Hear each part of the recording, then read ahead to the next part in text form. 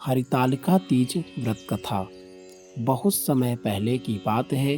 पर्वत के राजा हिमालय और उनकी पत्नी मैना की एक अत्यंत सुंदर और गुणवान पुत्री थी, पार्वती। बचपन से ही पार्वती जी का मन भगवान शिव की भक्ति में लीन रहता था। वे उन्हें ही अपना पति मान चुकी थी। समय बीता, पार्वती जी युवावस्था में पहुंची। उनकी सुंदरता और गुणों की चर्चा तीनों लोकों में होने लगी। एक दिन देवताओं के कहने पर हिमालय जी ने अपनी पुत्री का विवाह भगवान विष्णु से करने का निर्णय ले लिया। जब पार्वती जी को यह बात पता चली तो उनका हृदय टूट गया। वे जानती थी कि वे केवल शिव जी को ही अपना पति मानती हैं। उनके लिए यह निर्णय असहनीय था। वे बेहद दुखी हो गई, लेकिन उन्होंने हार नहीं मानी। पार्वती जी की एक सच्ची सखी थी जिसने उनकी पीड़ा को समझा। उसने पार्वती जी से कहा, यदि तुम्हारा प्रेम सच्चा है तो तुम्हें अपने लक्ष्य के लिए संघर्ष करना होगा। सखी की बात सुनकर पार्वती जी ने एक बड़ा निर्णय लिया। एक दिन वे चुपचाप अपने घर से निकलकर घने जंगल में चली गई ताकि कोई उन्हें ढूंढ ना सके। जंगल में उन्होंने कठोर तपस्या शुरू की। दिन रात वे शिव जी का ध्यान करती, बिना अन्न और जल के रहती। कभी केवल पत्तों पर तो कभी केवल वायु पर ही जीवन बिताती। कहते हैं कि पार्वती जी ने कई वर्षों तक यह कठिन तप किया। बारिश हो या धूप, ठंड हो या तूफान, उनकी तपस्या कभी नहीं रुकी। उनका एक ही लक्ष्य था, भगवान शिव को पति के रूप में प्राप्त करना। उधर हिमालय जी अपनी पुत्री के अचानक गायब हो जाने से बहुत चिंतित हो गए।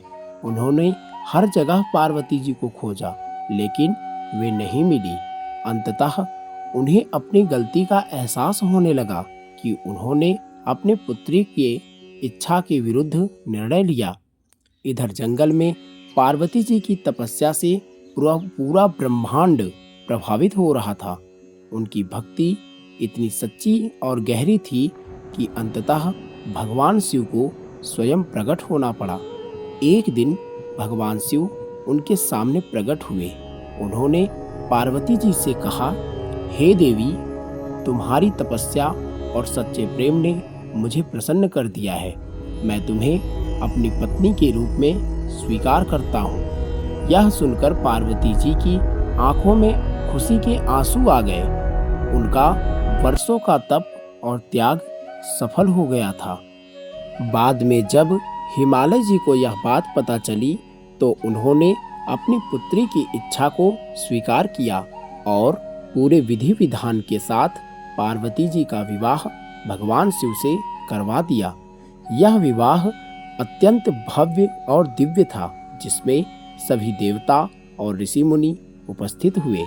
इसी पावन घटना की याद में हर वर्ष हरितालिका तीज का व्रत मनाया जाता है। इस दिन महिलाएं और कुंवारी कन्याएं माता पार्वती और भगवान शिव की पूजा करती हैं। विवाहित महिलाएं अपने पति की लंबी आयु और सुखी वैवाहिक जीवन के लिए यह व्रत रखती हैं, जबकि अविवाहित कन्याएं अच्छे और मनचाहे वर की प्राप्ति के लिए यह व्रत करती हैं।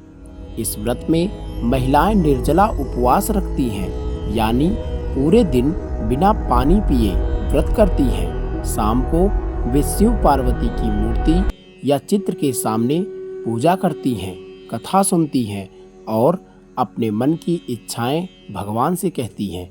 तीज व्रत हमें क्या सिखाता है, आइए जानते हैं। यह व्रत सिखाता है कि सच्चा प्रेम, विश्वास और समर्पण से कोई भी इच्छा पूरी हो सकती है। माता पार्वती ने अपने अटूट विश्वास और कठिन तपस्या से यह सिद्ध कर दिया कि अगर मन में सच्ची श्रद्धा हो तो भगवान भी भक्त के सामने झुक जाते हैं। प्रेम से बोलिए, भगवान शिव और माता पार्वती की जय हो। भगवान आपकी इच्छाएं पूरी करें।